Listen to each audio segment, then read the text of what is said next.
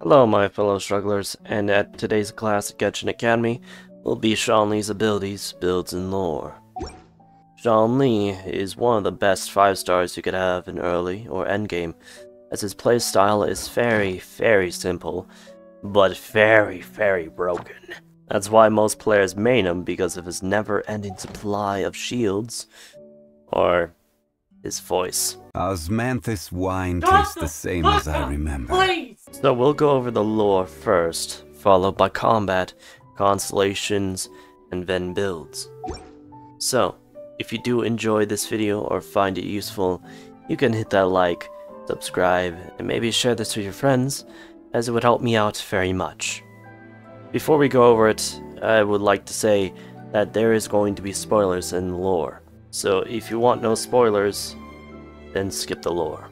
But yeah, that's it. Let's get into it, shall we? In Liyue, there is a man with golden diamond eyes, who sits and drinks tea from time to time. A man whose memory has no bounds, and tells stories and forgotten lore of Liyue. Some say he's a walking history book, that he is wise, like an old man in a young man's body, calm, reserved, a polite man, who holds an air of nostalgia, whereas he is said to have stoic demeanor for duty. This man is named Zhongli, who currently serves as a consultant at the Wangshan Funeral Parlor. He is a tall male with fair skin, amber eyes with yellow diamond-shaped pupils, and a red eyeliner on the lower lids of his eyes. Mostly short, dark brown hair with amber tips, as there is one section of his hair on the back of his head that is waist length instead of being cut short, and wearing a business attire. Zhongli is an ordinary man with excellent memory and a geovision.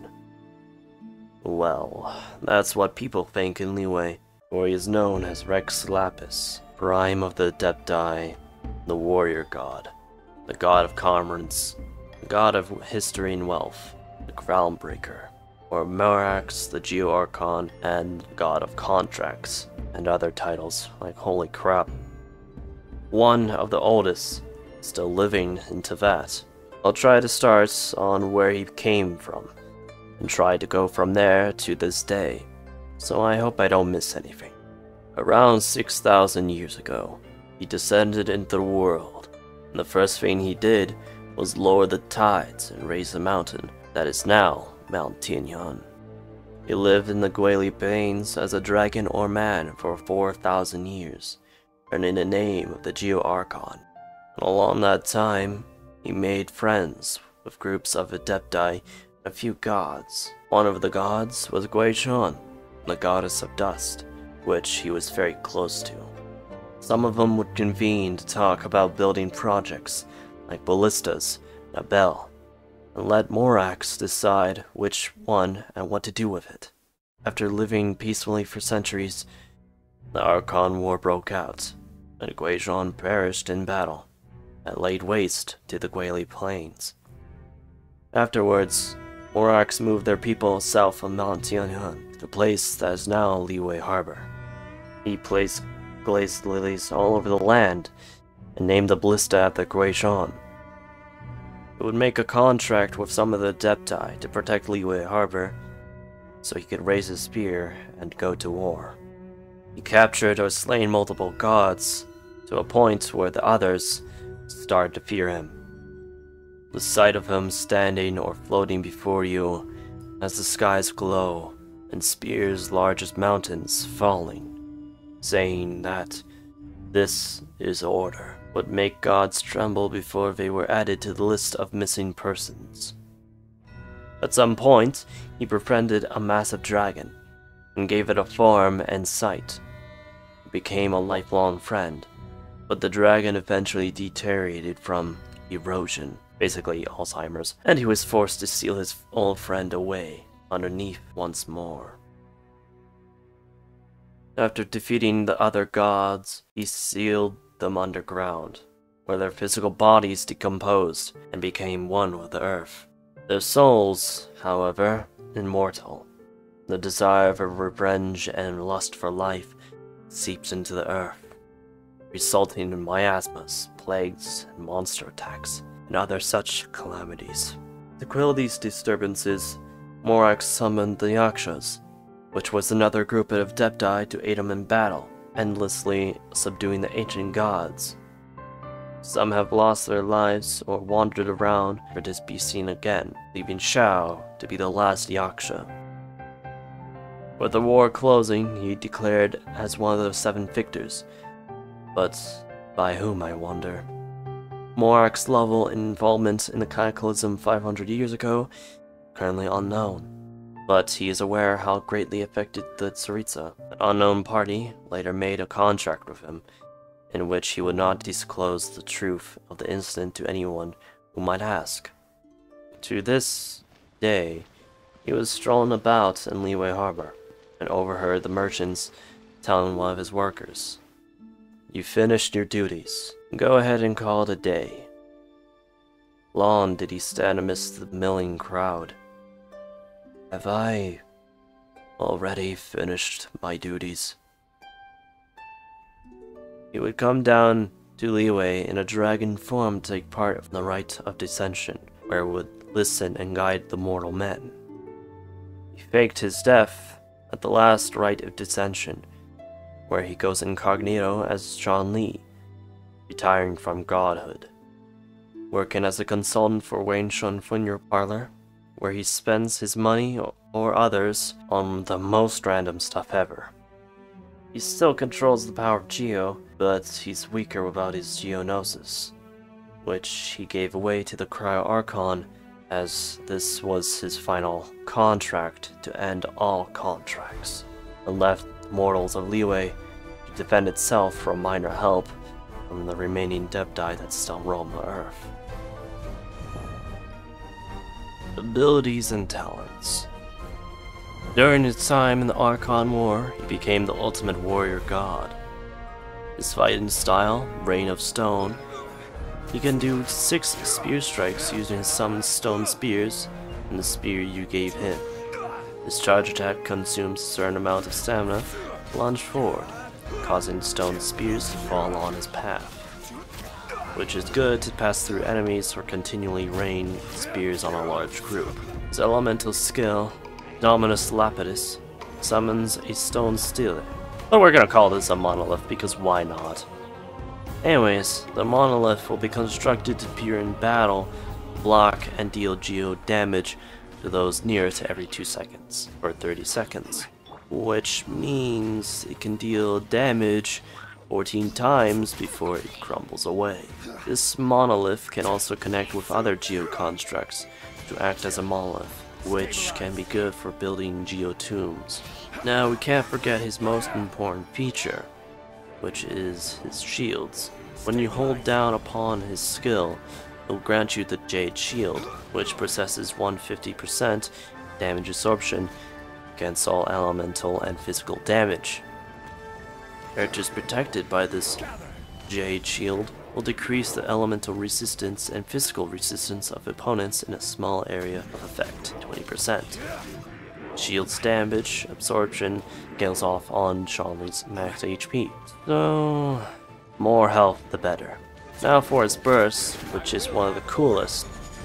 Planet Beefall creates a boulder in the sky, then it plummets into the battlefield in a large area effect, dealing massive geo damage to opponents caught in its area effect, applying the petrification status to them. The petrification status is given to those who were hit by the burst, which frees them in place like a stone statue.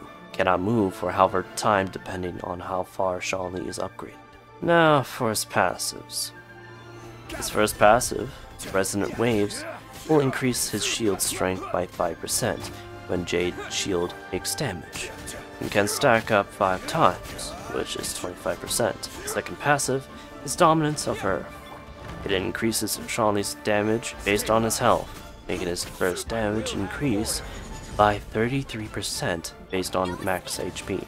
The last passive, Arcanium of Crystal, which lets you refund some of the materials when crafting polearms or spears, which is cool. Now onward to his constellations. Zhongli's constellation is named Lapis D, and it's in the shape of himself wielding a spear. The first star, Rock, the backbone of Earth, gives him 2 monoliths instead of 1, which is great for geotombs or blocking incoming fire. The second star, Stone, Cradle Jade, grants shields to your friends in co-op when you use your burst. The third star, Jade, shimmering through the darkness, increases the level of Zhongli's skill, Dominus Lapidus, to 3 levels. The fourth star, Tapis, Unbreakable and Fearless, increases the nuking area by 20%, increases the duration of planned bfalls purification by 2 seconds.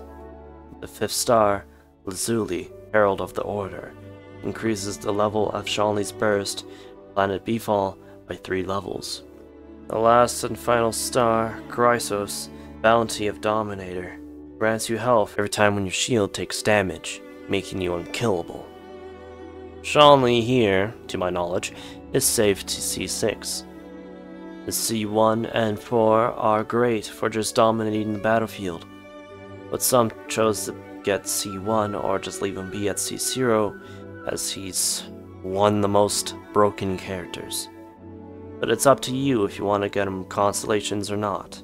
Now onwards to his builds.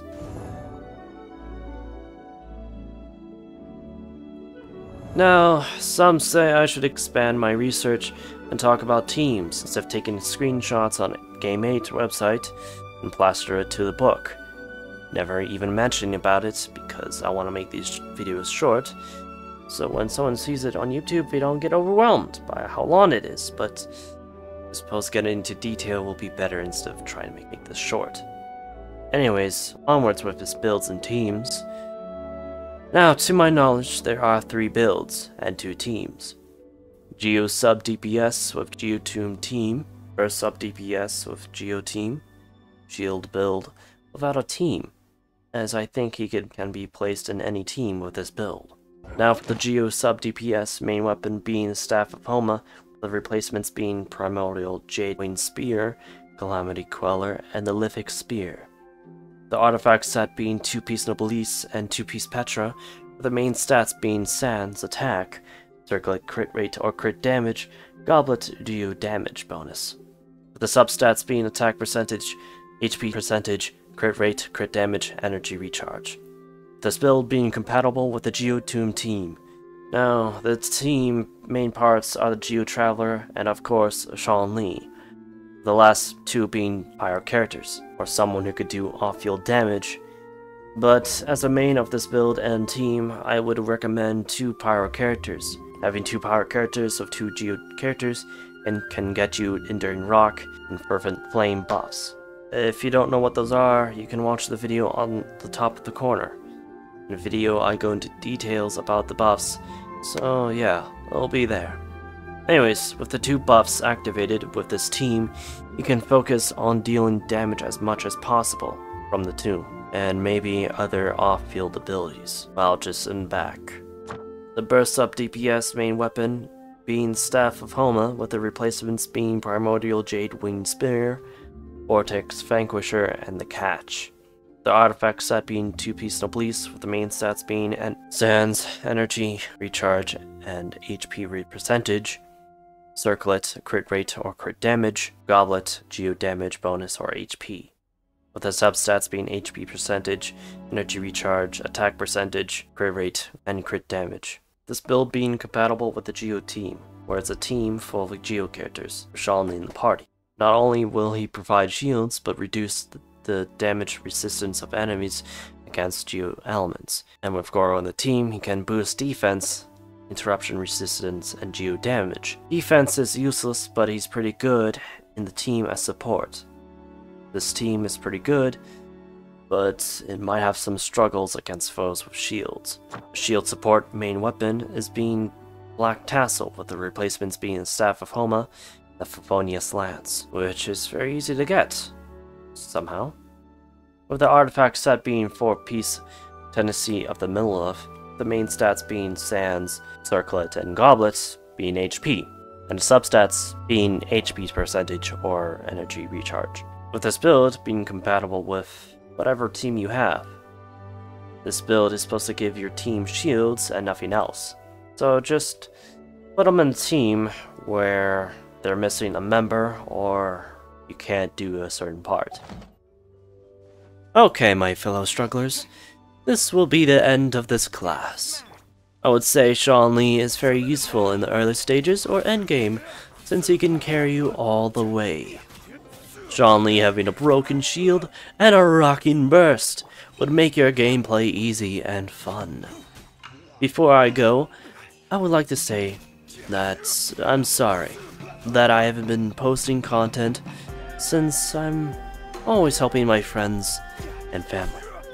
And thus, I have been so tired, so tired recently that I couldn't finish the video in a week like I promised. It took a whole month actually, like holy crap. So for this month, I just might work on shorts and streaming till I feel not so burned out, while keeping you, my friends, entertained.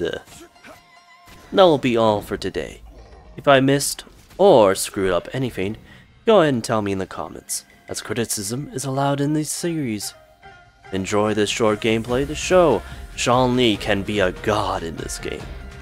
Have a nice day, stay safe, and I'll see you later.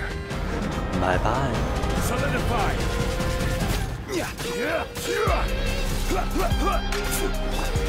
Terra smash.